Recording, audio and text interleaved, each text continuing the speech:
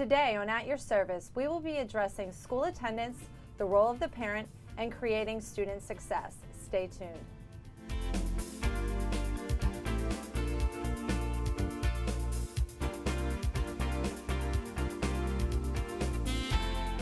Today we have two special guests with us who have unique roles working with parents of Anne Arundel County students. First, we have Assistant State's Attorney, Mr. Aaron Meyers, and secondly, Pupil Personnel Worker, Ms. Laurie Jones. Welcome. If you would please, could you both tell us a little bit about your roles for Anne Arundel County and our students here? Sure. As a pupil personnel worker, or PPW, it's really our role to be that link between the home, school, and community.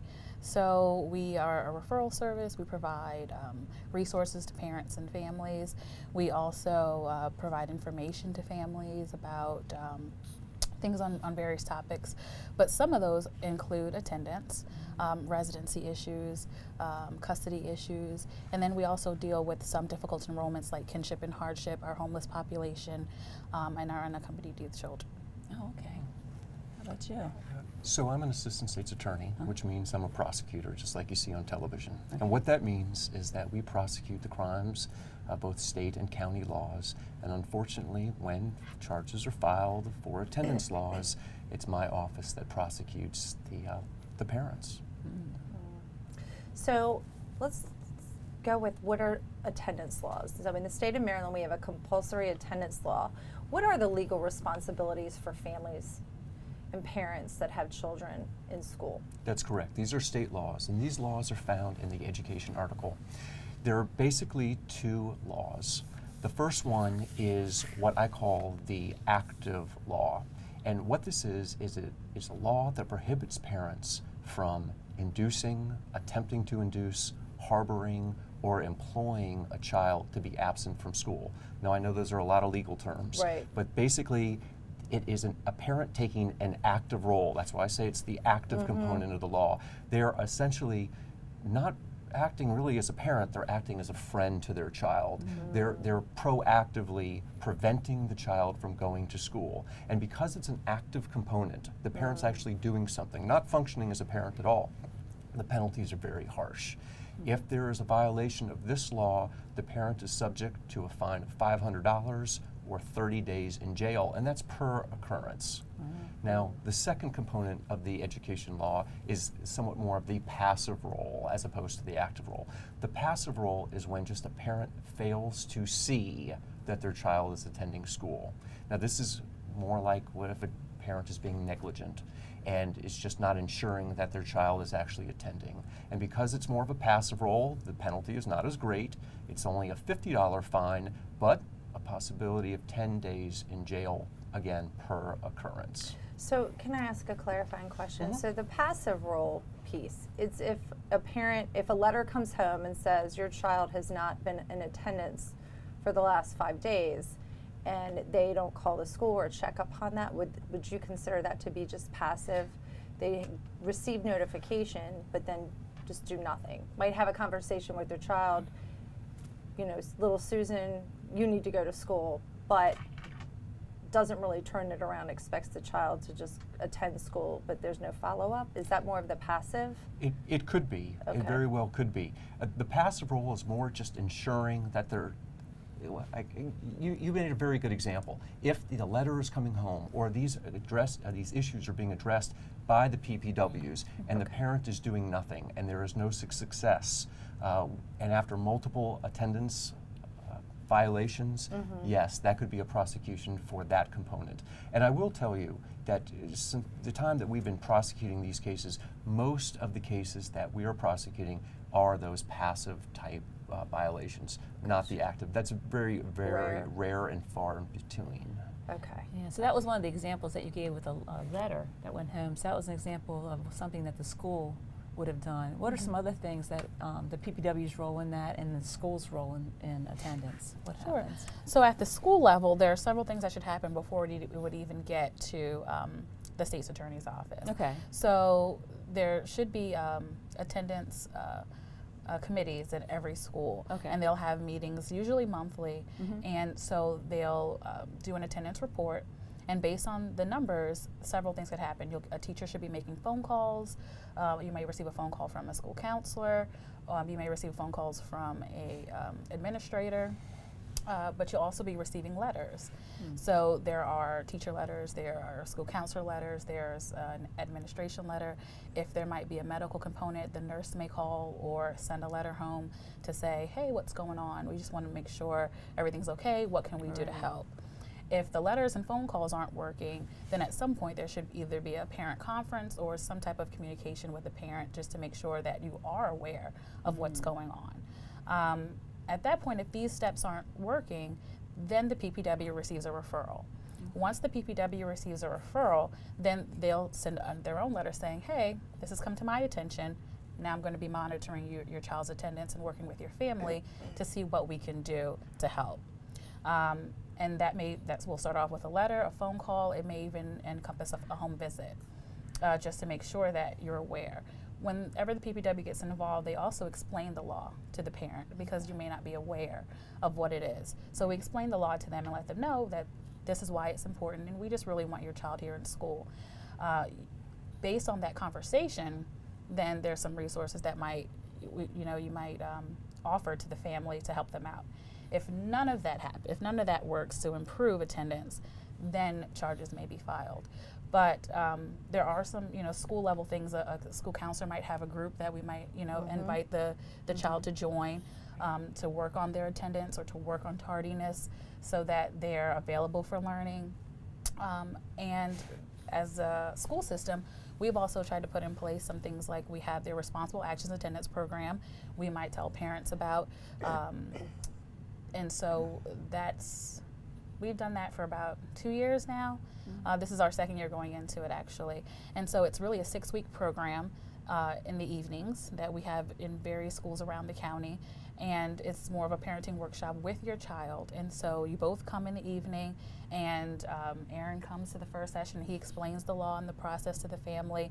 And then we work on things like goal setting, communication, and discipline practices. So trying to work on maybe just changing the behavior to help with that. So those are just some school level things that we try to put in place before we get to court. So before we move on, because I do want to talk a little bit about custody issues and surrounding attendance issues, is there a particular grade level for the RAP program that you're focusing on, or is it elementary, middle, and high school? Elementary, middle, and high school. Okay. So we encourage everyone to come, but it's mostly those who have had more than 15 absences. So if it's more than 15, then we try to get you in there. We've had some families participate that have been court mandated. So these are families that have already been to court, and the judge has said, well, we want you to take this class and make sure that you're there. But we invite all of our families to come because it's really, I think the most help that people get out of it, and we hear this from the kids and from the parents, is that they love that one-on-one time with their parent to be able to talk about what is going on with them. And so when you have it for 6 weeks and you're there every week and you have a designated time and you have a designated place that you know that you're going to be, it really helps. That's awesome. So do custody issues ever have a bearing on attendance? And if so, how do you handle those? I don't know if, Laurie, you want to speak first, but just because we see things at the school level with families and surrounding attendance, and sometimes it can be that, the effect of something going on. That's true. Or sometimes like the Mondays might be a theme, and that the one parent will say, oh, well, the child was with their father every weekend, and that's why they're out every Monday, and they'll blame the parents. Those type of situations might come up. So is custody ever an issue? Is that ever a bearing? It comes up. It absolutely comes up. And so, first I would definitely recommend that they contact their attorney and see what they should do regarding whatever the custody agreement is. But the responsibility really falls on both parents. So if there's a continued attendance issue, both parents are responsible for that, and they both have the possibility of being charged. Because at the school level, I can't tell, or I don't know when the child is with which parent. Right. You know, so it would really fall on both parents. I would agree with that because I've seen cases where both parents are charged and they're sometimes pointing fingers at each other and they're trying to argue the legal differences between physical custody and legal custody. And when Right. Laurie says that they should get with their lawyer, I want to make it very clear that their lawyer is not the state's attorney. Right, you know, right. I'm very clear to people when I say I'm a state's attorney, I'm not your attorney, so I Correct. cannot give you any kind of recommendations or advice. So if there is some sort of separation in effect and there are custody issues, they need to consult with their private attorneys as to what their responsibilities are. But you have seen that play out in the court system. Absolutely. I've had both parents standing up at the table as defendants. Okay. Okay, interesting. Wow. Interesting. We have like 3 more minutes till we go to break. So now that the compulsory attendance law is now 18 starting in July. Well, under 18. Yes, I'm sorry. Under 18. Yes, From- under 18 I from- mean. From the ages of 5 to under 18, and it was just interesting because when Laurie was talking about the RAP program, I do attend these, and I've seen the range of ages everywhere from the youngest child to the teenager sitting next to their parents at these programs. Yeah, so what do you think the parents can do now? I mean, because it's now going to be even more challenging for these headstrong teenagers. So what do you think the impact's going to be and for these parents, and what can they do? Well, I would hope that they follow the law and that charges aren't filed. I know that before charges are filed, my office always ensures, they always, to the extent we can, recommend that parents contact, stay in touch with, communicate as much as possible with Laurie and the rest of the PPWs. Yeah, just be more involved in their lives probably and work more with the support of the schools, Right. Student services, their counselors, the PPWs. Right. I think that's probably the most Biggest. important thing. The key thing is the communication piece. Right. To always be in communication with the school, with administrators, with your school counselors, with your PPWs to let us know what is happening. Because the more we know, then the more we can help. If we don't, we can partner together if we know what's going on to help this child be more successful. And that's from the little on up to the our oldest students. So just that communication piece has to be there. But also, some of the issues that I see with the teenagers is the follow through with consequences. Okay. And so if I'm telling my teenage child, hey, you have to be in school, you have to do this, and then they say, well, I can't take away their cell phone, or I can't take away their car, or I can't, no, you have to go to school. It's school first, and then everything Right. falls into place after that. And so it really starts when they're younger, but then when they get up to these ages and they're getting a little bigger and they're taller and they want more freedom and responsibility, just making sure that we're sticking with that discipline piece with these older kids, then we can make sure that they're attending school regularly. Exactly. So would you suggest starting earlier? Because sometimes you will find, it might manifest in high school, but typically what I'm seeing, and I'm not sure if you're seeing this across the county or at the state level, it starts pretty early. There seems to be a pattern within families sometimes that it's in elementary and then it rises to middle school and then it's really out of control at the high school level. So if we could nip that in the bud and maybe work with families and students earlier, because sometimes I feel that there's a reason. A 5-year-old typically, normally, doesn't just not go to school because they're still a young enough child that they really have to rely on their caregivers to make sure that they get up in the morning or get on the bus. But really maybe reaching out to the families, like what is going on, what is impeding that process, or maybe the family has 3 jobs, and so what are the expectations? Are you finding that it's a little bit more complex at the younger levels, that really working with the parents and trying to provide some community resources might be helpful? That's what's nice about having the PPW going in and doing those home visits and really finding out what's going on in that home. Right? Absolutely. We'll be back in a few minutes.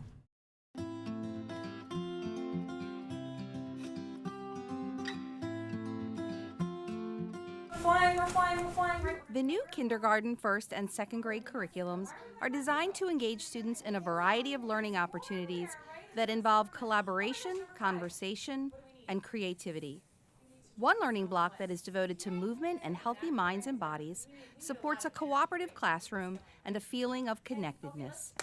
In Move, Move, Move, Healthy Minds and Bodies, activities support oral language development and prepare the brain for new information. The use of repetition and movement offers an opportunity to review content across various learning blocks.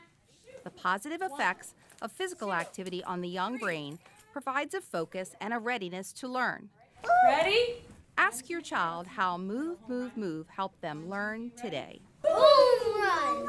Excellent, boys and girls. Thank you for joining us at Your Service. We were having a discussion about attendance in schools and the legal ramifications of not attending school. So I think the biggest thing for our viewers, I want to go back to before break. The biggest thing I want parents and students to understand is the whole prevention model in working with students and families and attendance. And what would you wish for as a state's attorney and a PPW when working with students and families? Well, for me, it's all about establishing a pattern of behavior. And so we know, as kids are younger, they form these patterns of school attendance and how to live in a society. And so if we start them young, knowing that this is your responsibility, this is what you do, and they're coming regularly to school, then it wouldn't creep up to be a problem as they get older. Or you wouldn't see that defiance piece so much as they get older and them not wanting to come to school. Plus that parenting piece, where, starts when they're young. You can't say, oh, now that you're 17, I'm going to start telling you what to do. It doesn't always work out that way, So if you start when they're young, making sure that they know how to respect the rules, that they're doing what they need to do, that they're coming to school, and you're enforcing those rules when they're younger, the likelihood that they're going to get to high school and just decide, I'm not coming to school, is far less likely to happen. And from a prosecutor's perspective, our hope is that all of that happens, that all of those childhood, lessons are learned, and that the communications are kept open with the PPWs from the beginning, so that prosecutions, cases, they never even happen in the first place. Exactly. Yeah. So, the big wish is when, as a parent, you're starting to see little things at younger ages. What do you recommend for them to do? What would be the bottom line? With students not wanting to come to school or saying that they feel sick in elementary school, what would you recommend for a parent to do right away? Contact your school. Contact your school counselor. If they're saying they have stomach aches all the time, make sure you're contacting your school nurse, and you're making sure that they know these are not excuses that we're going to take, because this is important. And because this is important, I'm going to make sure that I get all of my, my resources in order. I'm going to get all of my partners in order, so that they can help me make sure that my child knows that they have a support system at home and they have a support system at school. And if it's an issue at school, then we're going to make sure we deal with it there. We're going to make sure we're involving our school counselor, we're talking to our school nurse, we're talking to our administrators, our teachers are involved, and they're communicating with the child about what's going on, so that they don't feel like they can have that excuse. Or they can't say, oh, I don't want to go to school, or this is happening. And then again, it's just with that little discipline piece, it's that follow through. This is what's going to happen. If they need to create charts, our teachers and our school counselors are wizards when it comes to reward systems and charts, and making sure our kids are doing what they need to do in school, and you can model that same behavior at home, to make sure that they're doing did you make your bed, did you brush your teeth, we're going to have a little chart for that, did you go to school today, you get a sticker for that, so making sure that we do those basic things when they're young, just so they know that this is important, and because it's so important, this is how we're going to treat that. We're not going to allow you to dictate that you're not going to come to school. Exactly. Those patterns are hard to break. Get into those routines, because once you start the court system, we try to avoid it, but once it happens, that's not good. Now the consequence is more serious when a parent has a record, so to speak. So if we do have to go down that road, is it more serious for a parent, or even the child, if the child has a record or is on probation or something? Do you have any stories or anything like that that's happened? Well, the story that I always think of is concerning parents taking this very seriously? And I think they do take it seriously. I want to say approximately a year ago, I got a phone call from a young mother who had gotten one of the letters that Laurie previously mentioned. And the letter was basically saying to her, you know, this is the consequences if you don't send your child to school. And so this young mother called me and started to tell me on the phone that she had a daughter who had just started high school, and she started to see this behavior where the daughter was missing school. And she was reaching out to me, asking me for help. What could she be done? And I think to say that she was concerned, I think, is an understatement. I think she was frightened. This letter had frightened her because of the consequences, the legal consequences. And then she started to tell me that her older daughter, who I think was a senior in the high school, she was trying to ask her older daughter to help, but the younger daughter was, I think somebody said, a wild child, and was starting to miss a lot of school. And as the conversation continued, I soon learned that this mother, she was legally blind and a quadriplegic in bed. And that's why she felt like her hands were tied, and she didn't know what to do. And even though her older daughter couldn't help. And at that point, I advised her that she should definitely communicate with the PPW and the school to notify them of this. I'm not sure if all of those resources and all those efforts that Laurie previously mentioned had already been expended. I would like to think that it was, but I don't think so. I think this mother, the letter was the wake-up call, and she was finally reaching out. And maybe that's what really it took, was this letter from the PPWs for that to happen. Right, and that's a really interesting situation, because I think sometimes people wait. Parents might wait or not know that there's a PPW, or that we have connections, that we know agencies that we can connect them to if they need special services or help. Because that is a very difficult situation, because the mom has some major physical disabilities that might impede helping her child. But it was great that you're able to turn her into the direction of the school and the resources that we have in the school. And I'm always kind of like, ask. Don't be afraid to ask. And I think that's the biggest thing, is they see us as an educational system, but even then we know where the resources, or if there are the resources in the community for Anne Arundel County. So that's awesome. And I think that happened here, because after that phone call, I never heard of a case being filed against that mother. So it must have been a success. Right. That's great. So can we talk about some of the resources? I know that we had mentioned the RAP program earlier, but what are some of the resources there are for families and communities?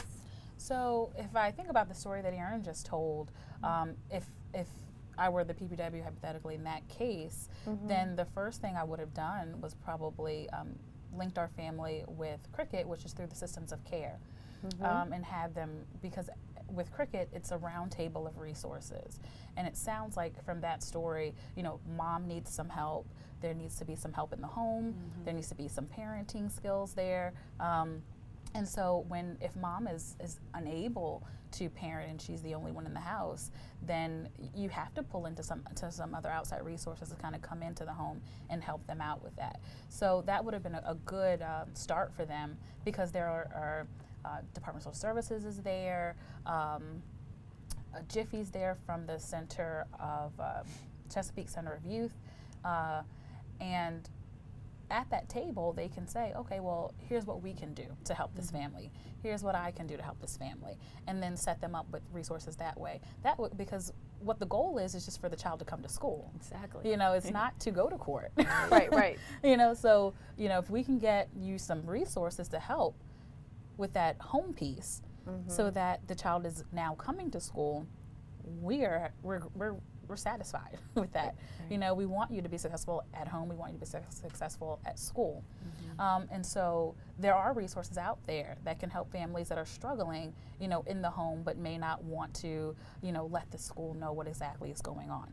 And we don't need to know every little detail about what's going on if you don't want us to know that. Right. But we can set you up with some people who can help you work on that piece. And so some agencies that I use that go into the home, or and help with those types of things, is Thrive, is one, Empowering Minds, Jiffy, which is also through the Chesapeake Center of Youth and Development, Sisters of Care, again, you can call them, and they have a plethora of resources they can link you with.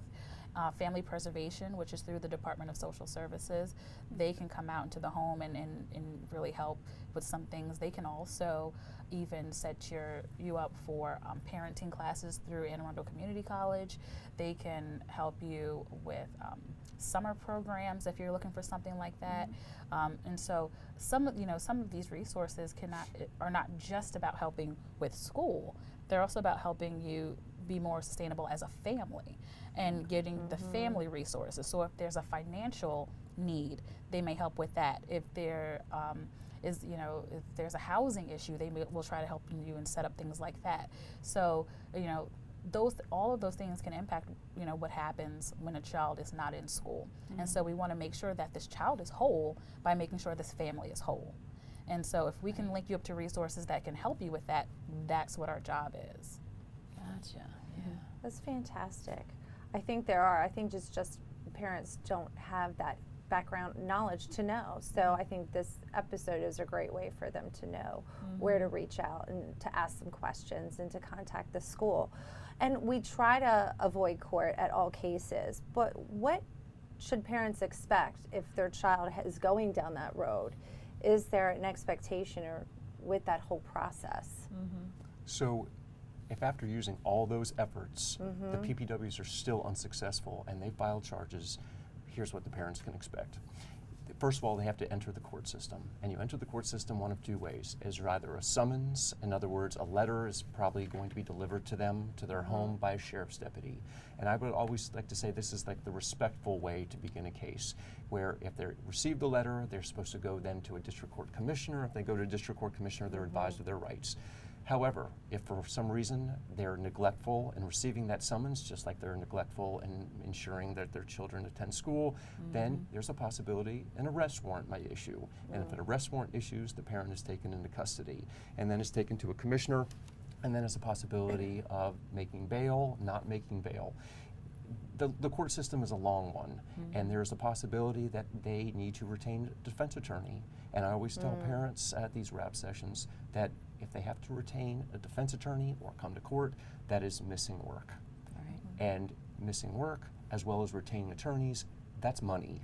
So this is money that's coming out of the family because of these legal prosecution. And then once they are entered the system by that way, they then have to start coming to court for the actual cases. And this is when, again, they're missing court. And they're coming to these courtrooms, and these courtrooms are public forums.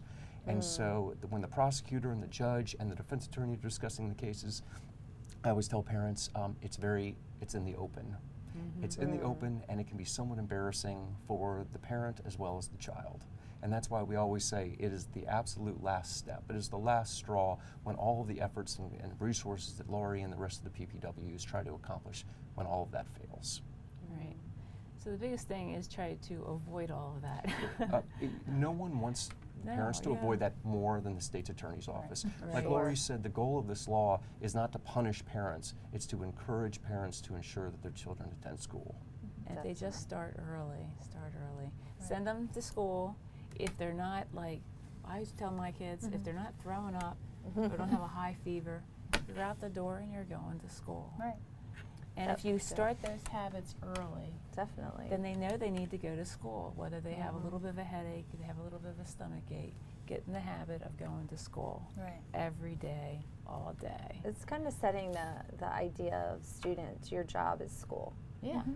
Just like mommy and daddy have jobs to do, your job is a student, and you have to be there 9 to 5 or whatever your school hours are.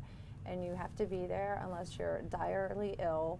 But other than that, you do your best, and that just like mommy and daddy or whoever, grandma's taking care of you, to do your best to support yourselves and to learn is one of your responsibilities. And so the biggest thing I want to come back to just briefly is the idea of parents or families or guardians reaching out to the school system and early if they're starting to notice they're not sure if it could be a medical symptom or whatever is going on in the family. there's a lot of privacy and respect for the family and what's going on in the schoolhouse, and that we have the supports and we have the PPWs And to it's definitely, confidential. and it is confidential. So Yeah. I think that's a fantastic thing Talk that to your people need counselors, to talk to know. your PPWs, talk to your schools. It's confidential. We're on your side. We'll work with you. Thank you very much for coming. Thank you. This You're is so much Thank information, you. so Thank you for very having us. important. And thank you for joining us today.